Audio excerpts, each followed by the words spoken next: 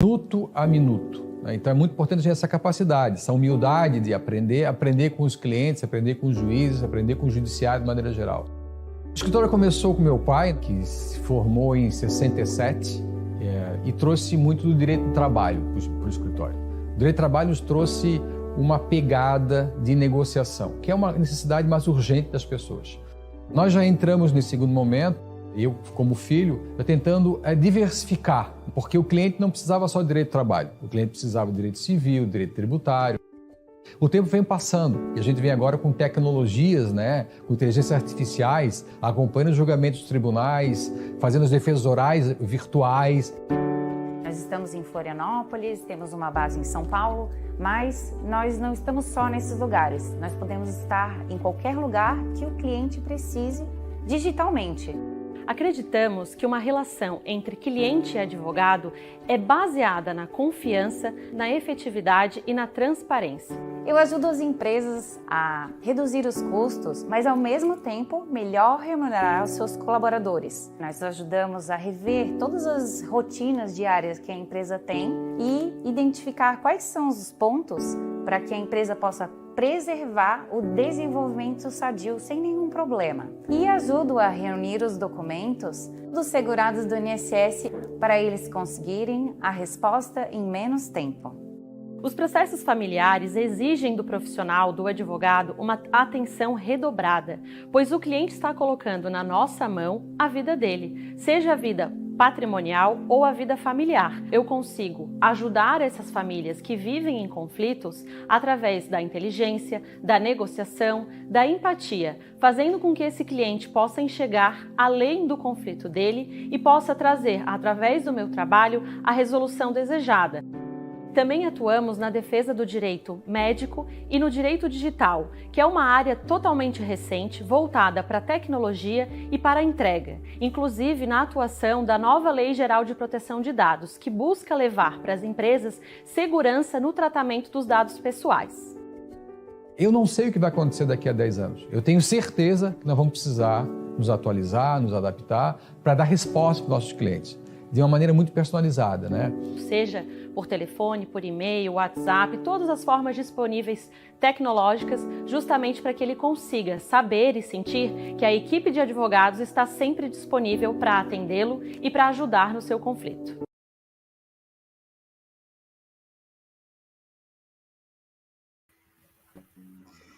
Olá, boa tarde a todos, sejam todos muito bem-vindos a mais uma live do nosso escritório, GDR, Gouveia dos Reis, Advogados. Siga mais aqui o nosso escritório para saber mais conteúdos inteligentes e interessantes do mundo corporativo, do mundo também relacionado ao nosso mundo jurídico e tudo mais. Hoje nós vamos ter uma live um pouco diferente. O nosso convidado de hoje, o senhor Djan Grünewald, é um especialista em mercado imobiliário, especialmente o mercado imobiliário alemão. Essa vai ser a primeira vez que a live ela vai ser transmitida a partir de agora em inglês, para que nós possamos conduzir um pouco essa conversa com o Djan, então, que vai nos explicar um pouco e trazer como é que está esse mercado alemão hoje em recessão, para que seja também um ponto aí de reflexão para aqueles que conduzem negócios, mesmo aqui no Brasil, e que tocam, às vezes, no mercado alemão. So, thank you very much, Djan, for being with us today. I'm really happy to have you here in our office. So, feel free to introduce yourself, to talk a little bit about how did you start in this business, in this corporate real estate business, and tell us about your life, like very brief, just so we can learn a little bit of who is Djan Grünewald. Yeah, hello everybody. Thanks for the invitation. I started my career in the real estate sector here in Germany in 2014, and working for a long time for a realtor. And now for 2 years, I'm working as an asset manager for a big asset management and selling and renting office spaces, and having a good overview for the German market, especially in Munich, where I'm based. So I can give you in Brazil a good overview for this. Maybe I think yes.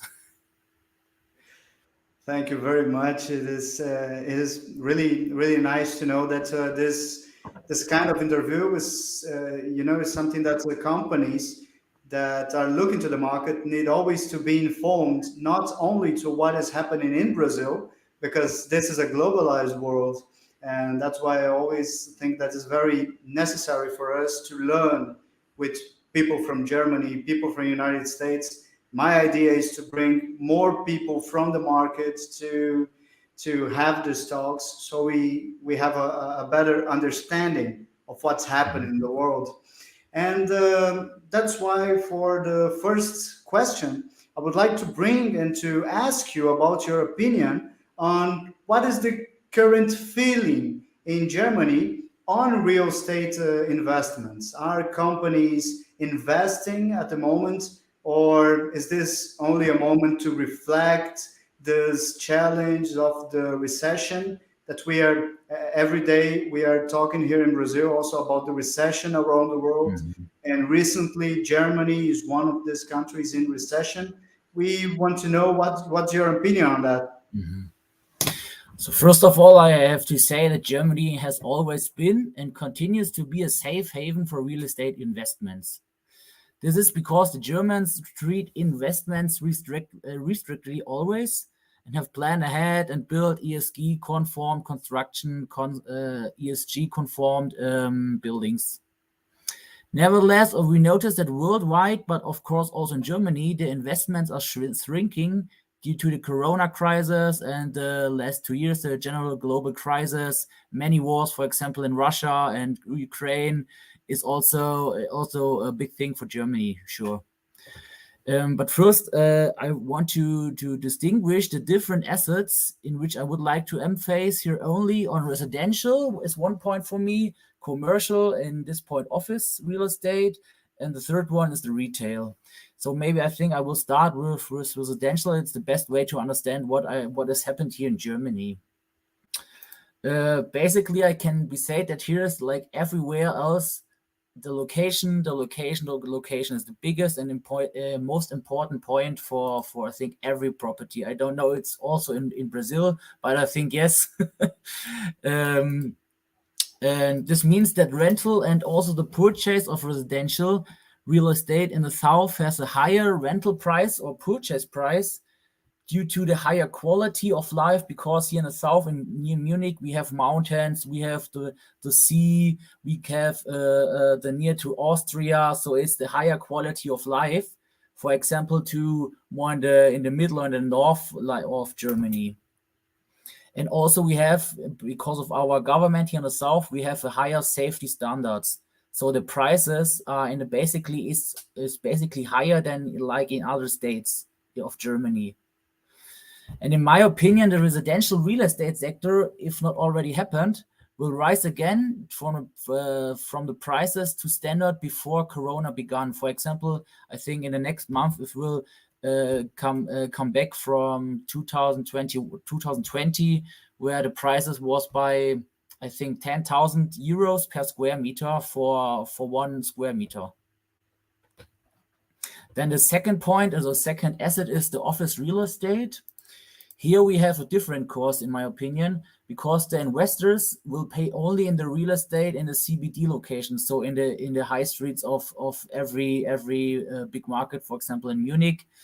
They will pay for a high purchase price, since also Germany have increasingly home office is used, and according to forecasts, a fundamental decrease of approximately 20-30% will take place, and also poor office real estate can no longer hold, and these must reinvest themselves. That's necessary, in my opinion. The real estate portfolios of large companies also are currently devaluing by 5% or also 7%. And outside the CBD locations, a new purchase takes place only with difficulty.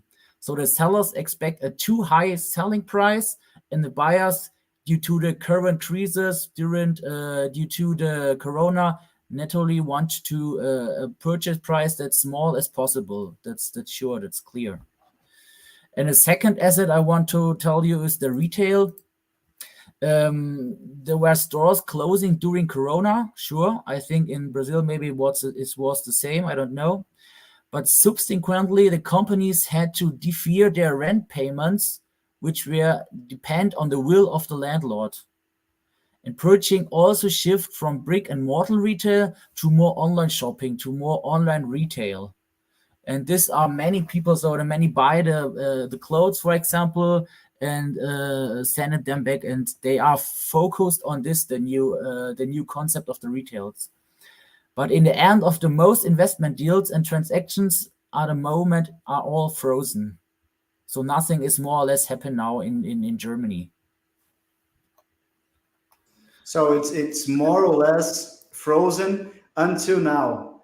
Your vision is that we still have, I don't know what you think, 1 year, 2 years of this frozen market, or do you think it will be a little bit faster? I know. I think 1 or 2 years, maybe. Yes. Yeah. Right. Perfect.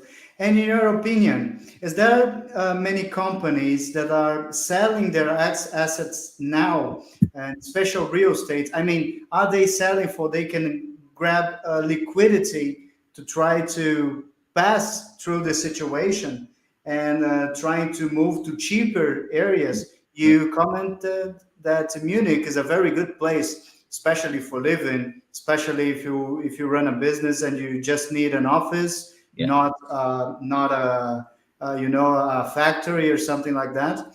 But in your opinion, are companies moving from this not so cheap areas as Munich for other areas inside Germany? Yeah, right. So here it must also be mentioned that the most German companies rent spaces, and with a minimum contract of period of usually 5 till 10 years. Only large companies like BMW, Mercedes, Audi, or large private owners have their own real estate. That's an important point. And large commercial investors with real estate holdings currently devalue their real estate holdings by, I already told you, 5, 7, 8%. A seller usually only sells, how you already said, the real estate holdings if you run into liquidity bottlenecks. That's very important. If you need this liquidity, then you have to sell it. That's an important point, and that you already mentioned.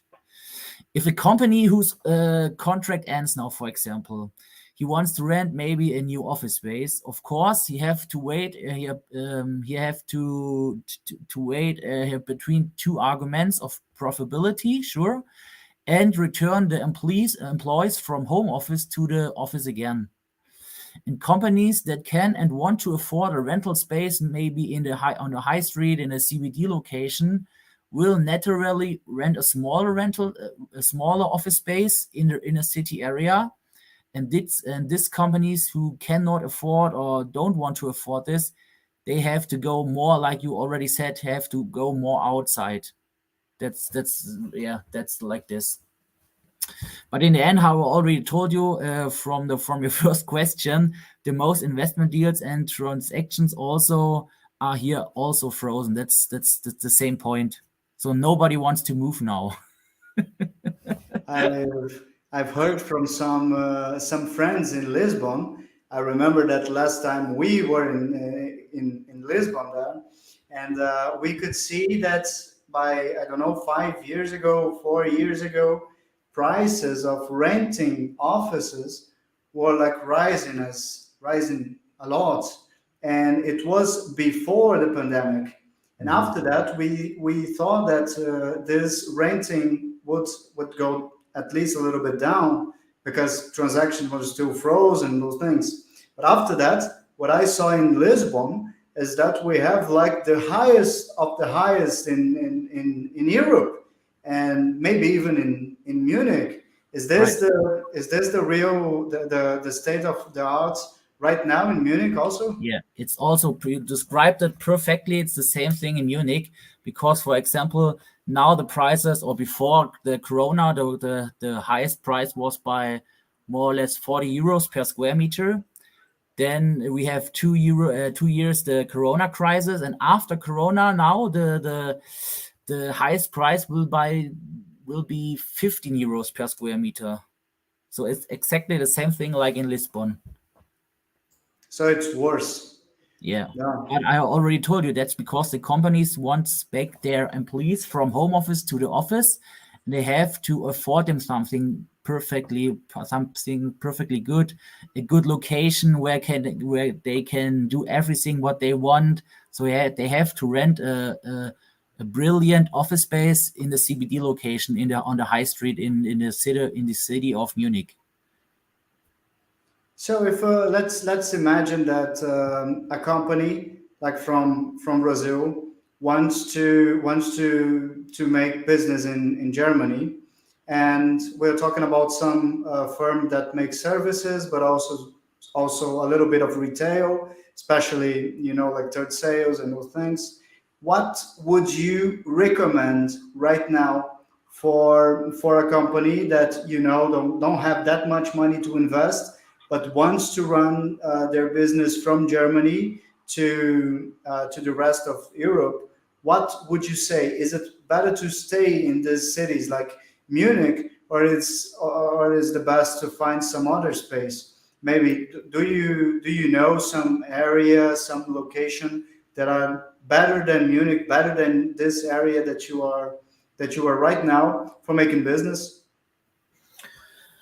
So if how you already said, maybe a company from Brazil doesn't have so much money, they want to invest here in Germany or in Munich, then maybe it's the best way to invest in the A locations, for example, Berlin, Munich, Stuttgart, Hamburg.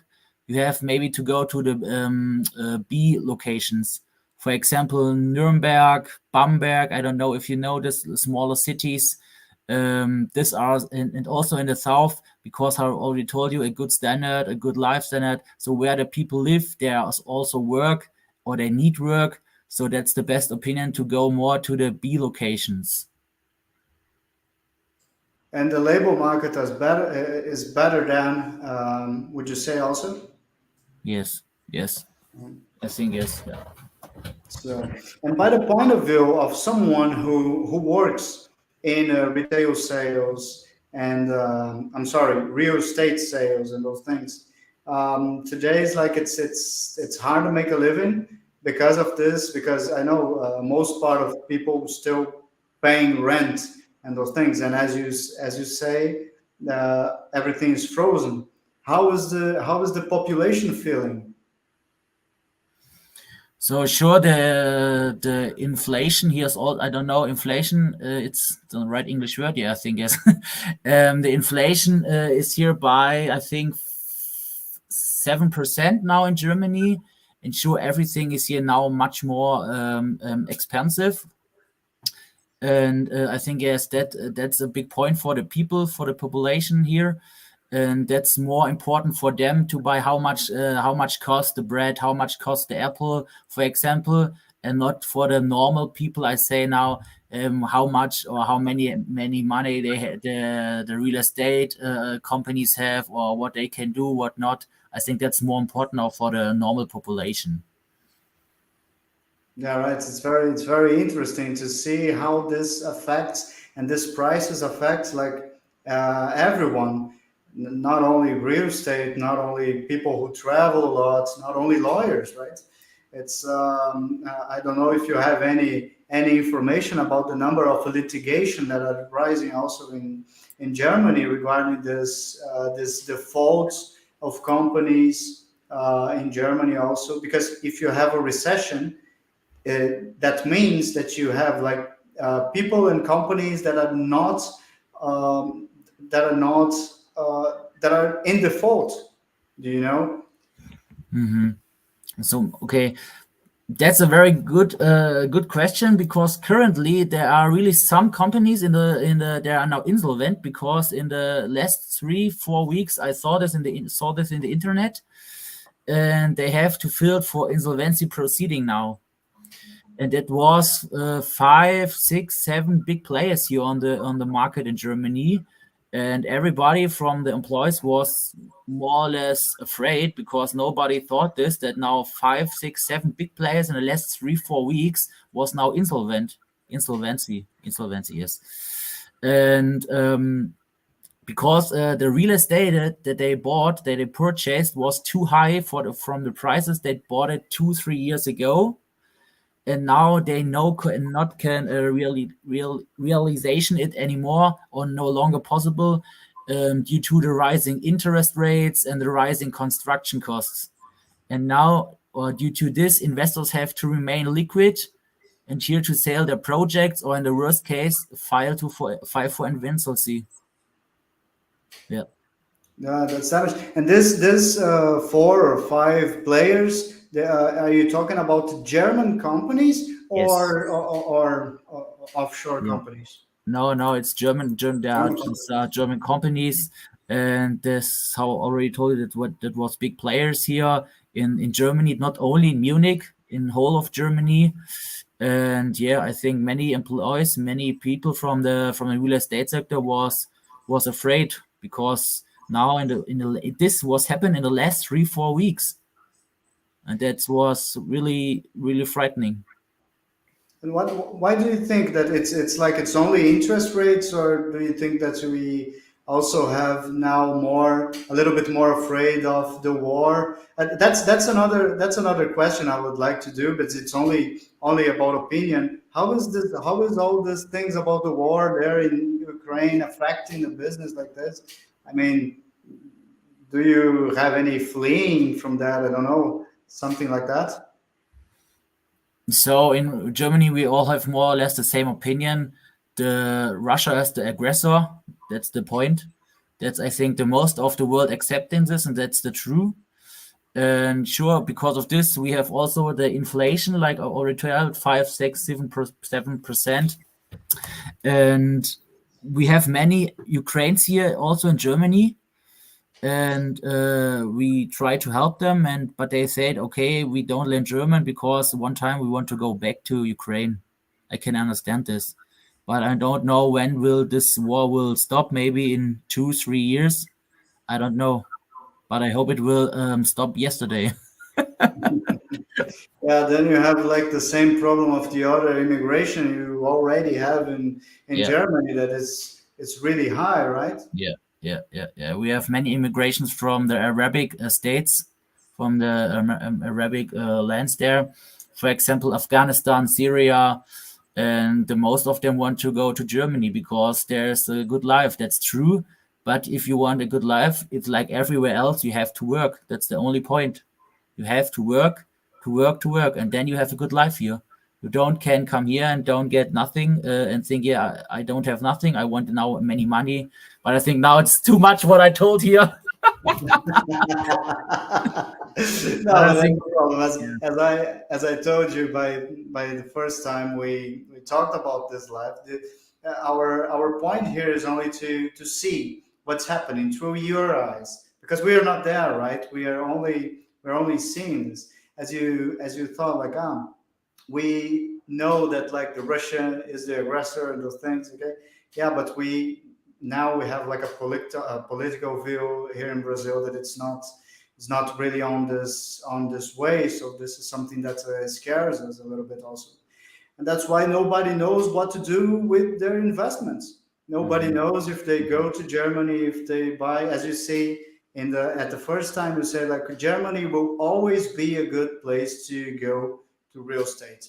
Yes. Okay, this is something very very very strong, a very strong position. Like, it will always good to be in Germany, but we have this systemic risk, as we may see in the war.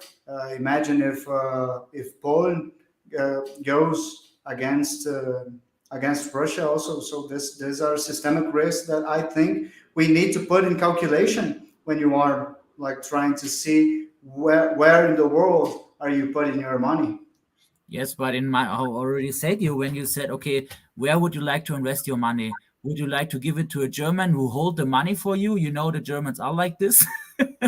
Or would you like to invest into the USA, or give it to Australia or Japan or China? So which are the most responsible person for money? So that's are the Germans.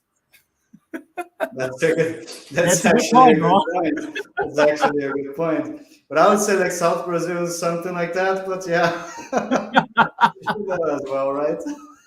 So how high is the inflation in Brazil? Well, in Brazil, in the first quarter, we had like less inflation. We have deflation in the first quarter. But the problem is that with the new government, we increased a lot government spending, a lot, and we are already with a deficit. And this deficit will bring us more inflation. That's my opinion, I would say. And we already seeing this increasing in our PMI, in our inflation indicators. So we have a great challenge ahead. Also, we are still with this problem, and we don't know where to look. If we go to America, we see like a lot of problems that they are facing there. The Fed is not. We cannot see how the Fed will stop this hawkish view, of increasing their interest rates. And in the same time, Europe is saying the same thing. Germany now in recession. We are trying to see when will this be over. And now we're looking to our prices, and they say, well, we don't have where to look for.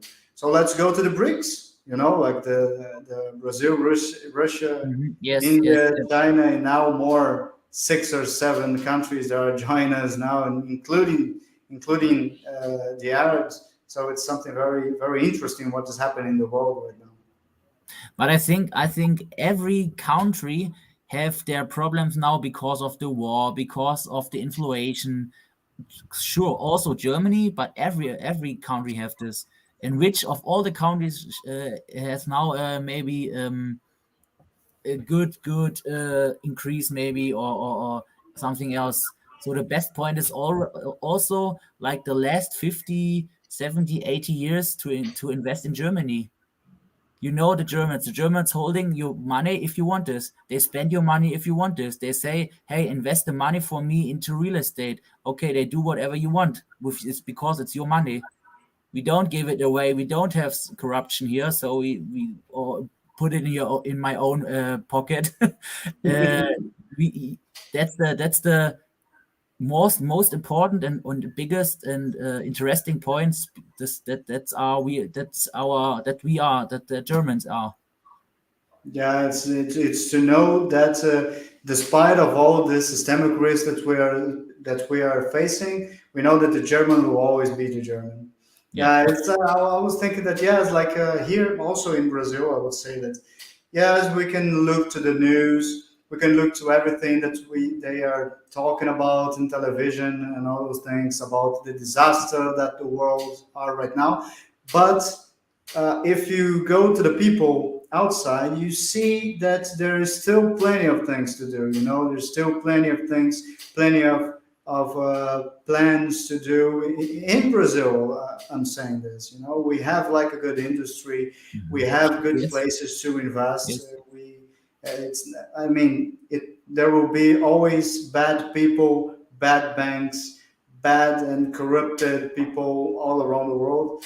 But it's still the best people are always there. Yeah, sure. Brazil has more or less everything. They have gold, they have metallic, they have wood, they have everything to sell, to export, and to import. They have many people to work, sure, but I already said, that's maybe the point of corruption. Maybe that's a big point, I know. But Yeah, if you don't have this, don't maybe know. I think if you don't have this corruption topic, maybe then I think Brazil could be a industrial country, become one of the highest, like the G7, G8 here. You know what I mean? Yeah, And yeah, if sure. you don't have this, then you got very, very good chances. Yeah, let's hope for the future, not only Yeah, for the hope. future of Brazil, but the future of Germany also. As you say there, toy, toy, toy. Yeah, try, right? Okay, so Jan, thank you very much for participating on this live. It was, for me, it was very good to see you again, to talk with you again, and feel free to come visit us whenever you want.